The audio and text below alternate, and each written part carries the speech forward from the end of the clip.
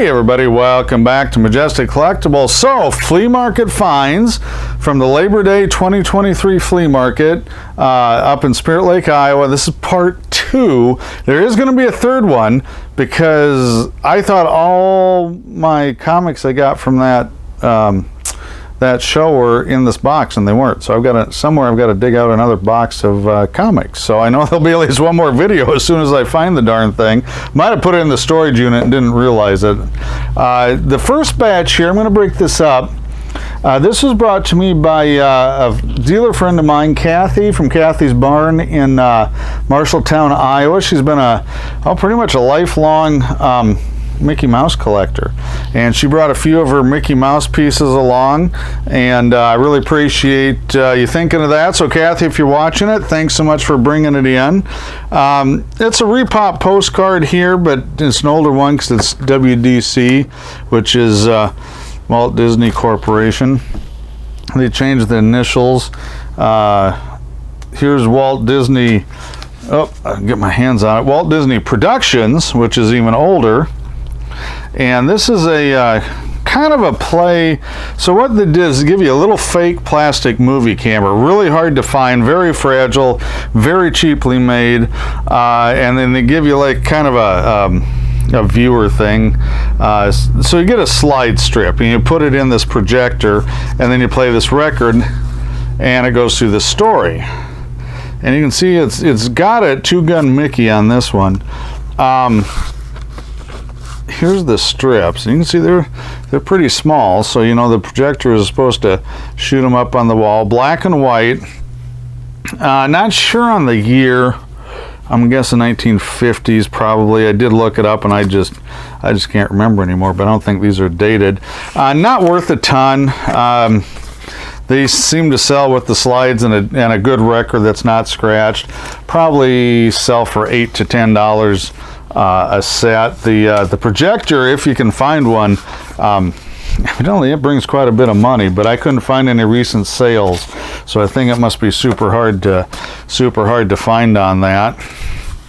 But kind of some neat Mickey Mouse Club stuff. This is a little better. So this is a Story Hour series. It's not a big little book. Walt Disney's Mickey and the Beanstalk, which was a really good animated, I think it was a short, might have been a feature length. 1948, paper quality is not bad. It is tanning a little bit, but still has really, really solid color on this. And right now, I don't want to flip through it too much. Nothing falling out page-wise, just a really, really sharp cover on that book. Very clean. This one, you can tell the cover's split, which is not unusual on these, and unfortunately this is probably one of the better ones or more sought after ones. 1948, just the, I guess what you call the old theme subject matter, so there are collectors for that, right or wrong. Here's some more. These covers are all attached, and this is 1948. A little better page quality on this one. But again, I gotta be a little careful because they can be delicate. And this is an even better copy. You can kind of see where the cover's opened on this one here. You can see the creases, and this is a little bit cleaner on that, so I'm just gonna leave it on that one. Pluto, another classic Disney cover. I don't know if she paid that. I don't know. I have no idea, but that's not my number. You can see the original price. Oh boy, 15 cents, right? 1948 again. Again, nice paper quality on that one. Very, very clean book. I'm going to go to the... So is that a better little book? Yeah. So there's big little books and there's better little books. And the better little books are a little smaller than the big little books. I don't know if that's why they renamed them. I love the sci-fi robot cover, the 1930s style Art Deco World of Tomorrow, which, if you're an old Disneyland fan, you know there was a theme park there, and I'm trying, boy, it's tight. 1946 and 48, so it must be a second printing on that. Paper quality is okay. And there'll be no blank page in this one. I think it's too new, but it looks like it's all there. I just don't want to crack that spine. It's pretty tight. Now here's a new, better little book, which they're they're a little thinner, but they're also taller. So you can see it's thinner and a little bit taller than the other one. These usually come in a little better shape. I don't see quite the problems with spine damage and things on these I do with the other ones. And 1950, so you know, a couple years after the better little book. And you know, they did the one color. Nobody colored that. That's just, well, I don't think they did. No, they didn't. So just printed with one color on some of that. Give it a little extra bling. This one's got a little more wear on it. Still pretty good cover though. Still cleaner than a lot of them I see. This will be the newest. So here's back to Big Little Book. And that's a Whitman, and it's later, and they're numbered. They got the numbers up there. Well, it's different than the original numbers. And let me see, Deborah Huber evidently was the original owner of this. And 1968, so just a little bit older than old Dell here. Not by much though. And you can see they did a little more color on the pages, on the art there. It's really nice shape. They have paperback versions that are usually pretty beat up. That is a hardcover. And so we've got the little golden books. Boy, they were hot for quite a while. They've slowed down a lot, though. Of course, they reprinted everything. This evidently belonged to Marlene at one time. And 1952. But the trick on these, I don't know if oh, so there it is. You see that A down there? So that should be a first print. Oh, that's kind of a neat sticker. Resort Airlines with the Pirate to the Caribbean. A little scuff there. That's a bummer. Still a neat book with the spaceship. Not a hard one to find. The Christmas ones have got a little more popularity because just people like Christmas stuff. So they tend to sell a little quicker than the space stuff. 1953 on this one. Really nice clean pages. And it says A2, so that should also be a first print. These are really neat. These were, I'm not 100% sure, but I believe they are store premiums. I don't know if they were for ice cream or candy or food, or I'm not sure what they came with, but I am pretty sure there's some type of premium. They're real delicate. See the cover, even a page there. 1934. So these are back there a ways. Love that cover. If you haven't noticed yet, he's got the long snout. So this is the rat-nosed Mickey, where he's got the long nose. And again, it looks like it's probably got a loose page. I think everything's there though. And 1934. I'm guessing these are all going to be 1934. But really nice eye appeal on them. This one's probably a pretty good cover because it's got Minnie, and she's got a little bit of a rat nose there too. Oh, I didn't see that. But really nice. Did some research. They honestly don't bring a ton, which is a shame because these I don't see. Not like the other ones, the little golden books and the big little books and stuff. There he's on a racehorse.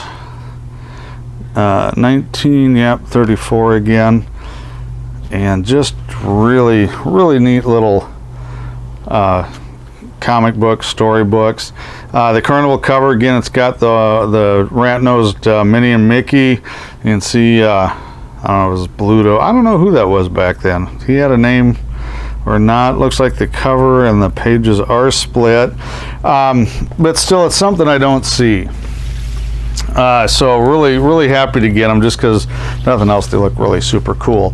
I'm not going to take all these out. These were from Kathy's collection, personal collection, Mickey Mouse collection. They're pretty nice, pretty darn nice shape. These are newer. They're 12 centers, 15 centers. I don't think I've got a 10 center. Oh, that's quite the cover there.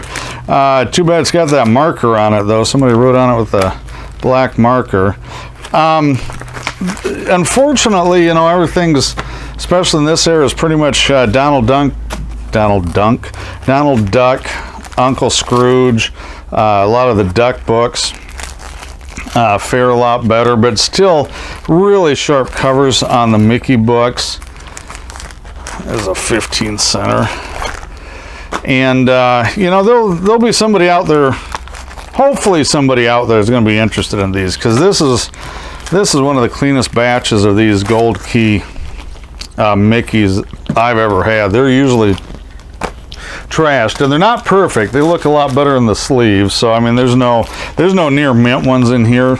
I looked them over when she brought them to me, but there's a lot of fines, maybe a couple VFs. That one unfortunately had a subscription label on it that didn't come off very well. But just fun covers, fun subject matter. Hopefully someday, I know he's coming out of copyright, so Disney has not really done a ton with Mickey, really, probably since what, the 90s, maybe early 2000s. You know, even at the theme parks, you just don't see a lot of Mickey Mouse. That one's a little rougher one, but not bad. That one's probably the roughest of the bunch right there.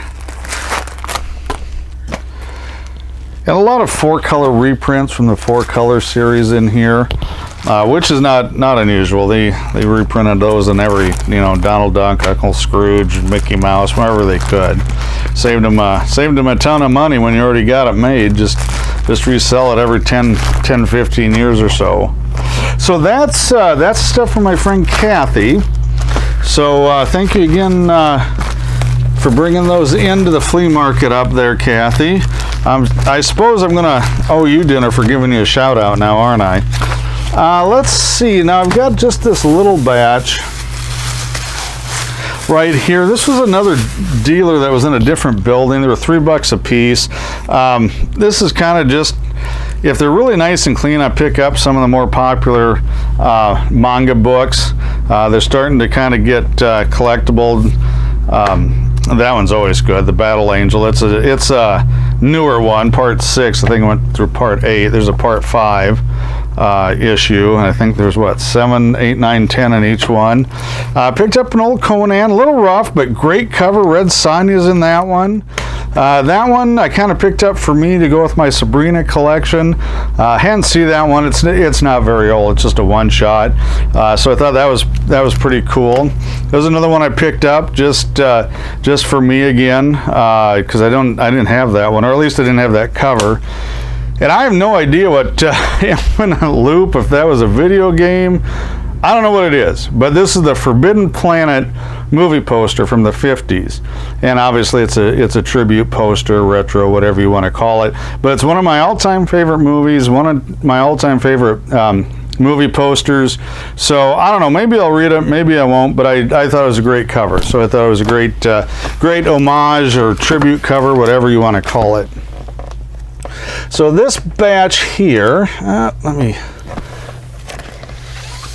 sure, it almost fell off the table when I was putting them there. Now I can't get it to slide. Somebody walked in, somebody I purchased from before. Not a lot of stuff, so this is probably the biggest batch. I don't know if they have any more. Just an interesting little batch of comics. Again, lower grade. No stickers in here, unfortunately, on the Mad Super Special. And that's a Whitman variant, Lost in Space, but it's rough Jughead. Space War, I don't see a lot of these. They're basically they reprinted some Ditko stuff from the 60s, so they are a good read. There's a higher number Star Trek, that's rough. So I did get a Amazing Spider-Man, 186, low grade, but still cool cover. So really like that cover on it. That's Pollard, I believe, yeah. Pollard cover.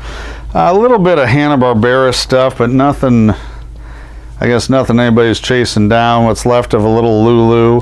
Got a Star Wars 3 reprint. Obviously not worth near as much as the first printing, but still pretty collectible, so I still get people picking those up. Spidey Super Stories has been good for a long time. Rarely see them. Just don't get a lot of them. I don't know. Boy, you know what? It's 37. I don't know how long they ran. I don't know if that's close to the end of the run or not. The War, this is Charlton War, so Might be a reprint story. Looks like maybe Korean War era from the 50s. I'm not sure. I haven't read that one. Ghostly Tales, that fits in my wheelhouse. Pretty sure I have that one though. Woody Woodpecker. Tarzan, I think a lot of people are sleeping on that series. It was a really good run. Actually, DC and Marvel both did a really good job with that license in the 70s and 80s. It is a Whitman variant, so it probably came in maybe a 3-pack. Hard to say. Rough Huey, Dewey, Louie, Rough Pebbles and Bam Bam. Marvel's Greatest Comics. They reprinted the early FF stuff, so probably got some Kirby art in it. And Modern Comics, which kind of took over from Charlton. Again, it's very likely a reprint book. Hulk 199 with Doc Samson. Yeah. But nice if it was a 181. That never happens. Another Whitman Star Trek. I wonder if that corner. Oh, that corner is there. I thought maybe that was torn off. So I might. This is a really high grade book. I would do this. Not probably quite like that, but there we go. Another modern war book, outlaw western stuff I have terrible luck with. I have this one, but it's a neat little Sabrina. Probably just throw that in the dollar box. Doomsday Plus One actually was a really good read. Nobody's picking it up. Have some interesting covers, but you know, if you want to pick one up, that Doomsday Plus One is pretty good. Whitman Superman, another variant there. Fairly nice Ghostly Tales. I don't actually know if I have that one. This one I don't think I have. Fiendish Females, got a great cover on it, and I don't think I have that. It's probably only a VG at best. Here's actually probably the best book in the batch as far as rarity and demand. Unfortunately, it's as usual. It's also the lowest grade. So somebody slapped a Think sticker on there. Ironic, I guess. It's detached. It does appear to be all there as far as the pages go. There's a lot of Evel Knievel collectors out there, especially for like the original pieces. So it is original, but it is low grade. I don't know what I'm going to get off of that. I got $50 into this stack, so I don't have a ton of money in it, but you know, it's one of those, the more I look at it, the more I wonder if I'm going to get my money back kind of thing. Number 3 on the Croft Super Show. So that might have a little value. And they're both Whitmans. Let's see, which number is this? I don't know which number this one is. Number 2. So it's got Sasquatch on there, Bigfoot. So, you know, somebody will pick it up. Really rough Conan 92. Great cover though. I love those covers. Another beat up Western, no big deal. Beat up Dennis, no big deal. Machine Man number 8. It does have Jack Kirby art on it. Marvel Tales, there's a few of those that do have some value. I don't think that's one of them though. Great Frogman cover. This is kind of a oddball Mighty Samson. I have not had this cover for many, many years. And it's got the Santa Claus on here with, I don't know if that's, I've never read this one. I don't know if it's like an assassin or a shooter. There's some dude with a gun riding the Santa Claus balloon. And then you got this wolf bat thing. And then he's riding, I assume, like some sort of reindeer balloon. I don't know. And you know, I'm guessing that's Bullwinkle, but obviously it's uncredited for copyright purposes. So, I mean, yeah, I don't know. There's a lot to unpack there in the Mighty Samson comic. Richie Rich, don't have a lot of demand for those. Another Whitman action, but pretty rough. And Hulk reprint book. I do have a Partridge Family. It's kind of got the Haunted Castle thing going. I don't know. I haven't had that cover for a while, but they sell. $5-10. Another Whitman Superman. My brother's Keepers. Spire comics actually do sell pretty well. This thing is just, if it wasn't for the Evel Knievel, this would be the lowest grade one in the whole stack. So pretty rough copy. Star Wars number 2 reprint. You can see that one has reprint up there, but still readable, still saleable. somebody will pick it up as a nice reading copy. Thor, I don't think there's much going on in that one.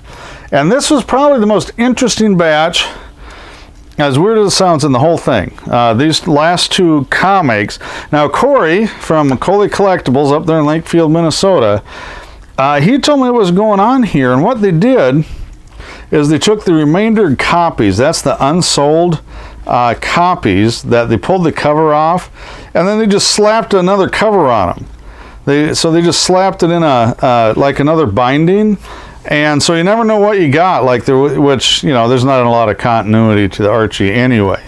But it's just a mishmash of return comics, and they square bound that. I've never had these before. I understand they're fairly scarce. So I don't know, you know, I don't know what they're worth. I doubt they're worth a lot, but it's just kind of an interesting setup, because I had no idea until the Labor Day show, you know, that this was a thing, to be honest with you. And I suppose that's going to cost me another steak and shrimp at the shed, isn't it? I'm kind of 0 for 2 on these videos. First the toy collection they sent my way, and the information there. So I'll catch up with you guys. I promise we'll get our steak and shrimp on Friday night there at the shed in Lakefield. The last batch here, and I picked this up from another dealer friend of mine I've known a long time, Jason from Brettsman Collectibles, and we did a partial cash, partial trade. He wanted some stuff I had, and vice versa. So we worked out a deal. Again, a mishmash, a lot of war books, but some interesting stuff. Nicer quality. So this one's not. Well, it's VG. It's not high grade, but nice clean copies, mostly complete. Little chip out of there, but really neat stuff. Just stuff I don't see that's not completely trashed. And I don't know. You know, he's probably pretty close to the right prices on there. So I didn't pay that for it, because we did a cash trade thing. Here's a big boy book.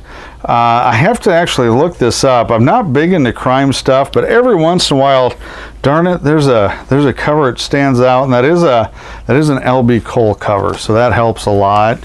Really nice first printing Lady of the Tramp square bound. These are usually pretty rough because of the spines and the white cover. Really sharp Monsters. One of the nicest Monsters books I've ever owned. Little bit of a scrape down there, but really super clean. Super clean later Star Trek Whitman. Sure looks a lot different than those ones in the last pile. And I think the rest of these are mainly going to be war books. I like the dinos. Had some really nice Army at War and GI Combat. Not everything was what I would call super high grade, but I rarely get these in fine. I rarely get clean copies of them, especially these giant size. You're finding a nice clean spine, clean book on the giant size stuff is really just something I do not see. A little bit of a bugaboo at the top of the spine. Again, it's a newer copy. It's in the 70s. But I just don't see them that clean. That's a little rough. I do have a Jetsons set that's really super nice, probably VF or so, but I do have some Jetsons collectors down here. I'll sell or trade that to them. And you're not going to see too much in here you haven't seen before in any of my comic purchase videos, but these are going to be a lot nicer. That's number 24, so it's got a little bit of tanning, but a fantastic cover. And again, just some really nice Viking Prince crossover. I talked about that a year or so ago. I just don't see these Viking Prince crossover books. And this is a rough. Those are two of the roughest books, probably only goods. But they still sell. There's the hippie cover. Again, it's not one I come across in decent grade. That one's a good solid VG. This is a great cover. It's got the FW 190. That's a German fighter, Focke-Wulf 190, and it's got the little baby wearing his helmet in the back. So really great cover there. Just some great battle covers of course, Joe Kubert, right? But really the condition on these is what really stood out. And he had others that weren't as nice, so I did not pick those up. Boy, that's a great cover, and I think that's the cleanest one I've ever had. Here's another one that's really super common cover, but not in that grade.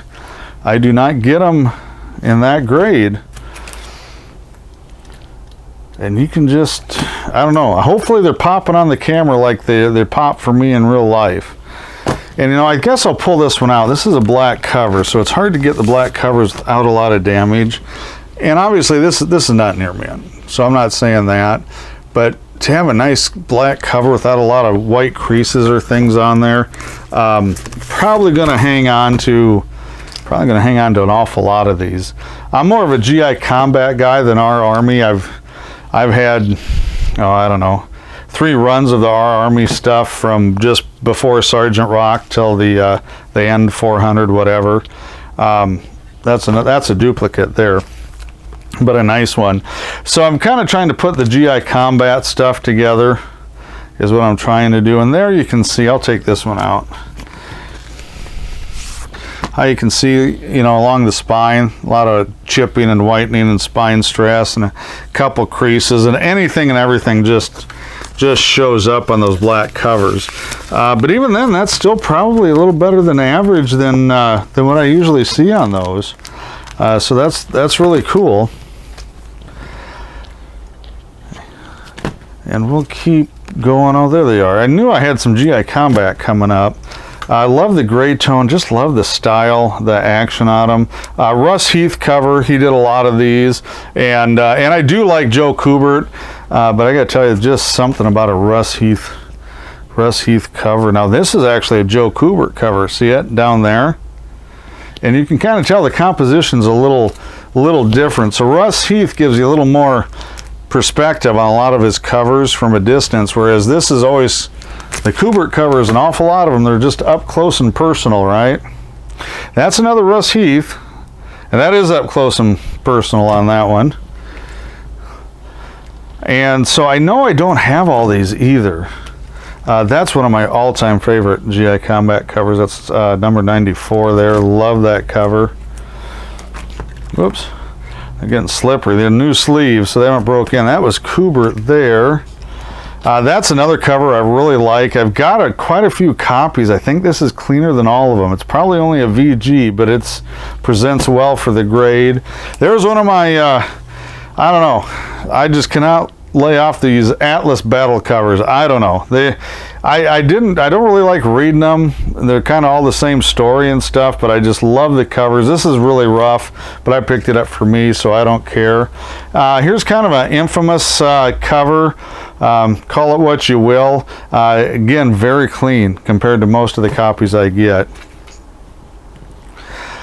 And that's another nice one.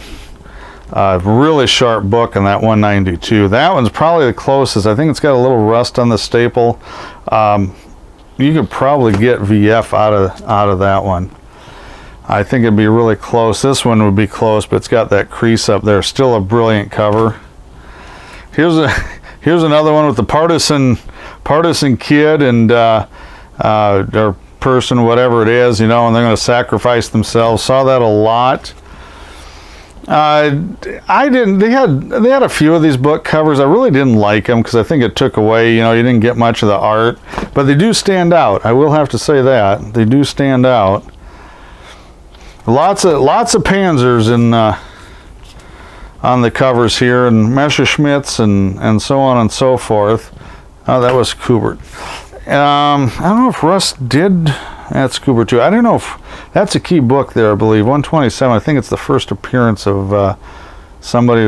I can't remember. I'd have to look. Oh, maybe it's on the back. Oh, there it goes. He wrote it on the back. Second all Sergeant Rock issue. First appearance, little sure shot. So there we go. And I've got one more left. Well, for this video, I still have one more video coming up. So there we go. We're going to end on Army at War 126. Got a little. I don't know if I can get that. I don't know if I can get that little flake up without it falling off. I don't know, but a great gray tone cover. So that's it for the second video for flea market finds. I'll get that other comic box dug out, so check out that video, and thanks for watching.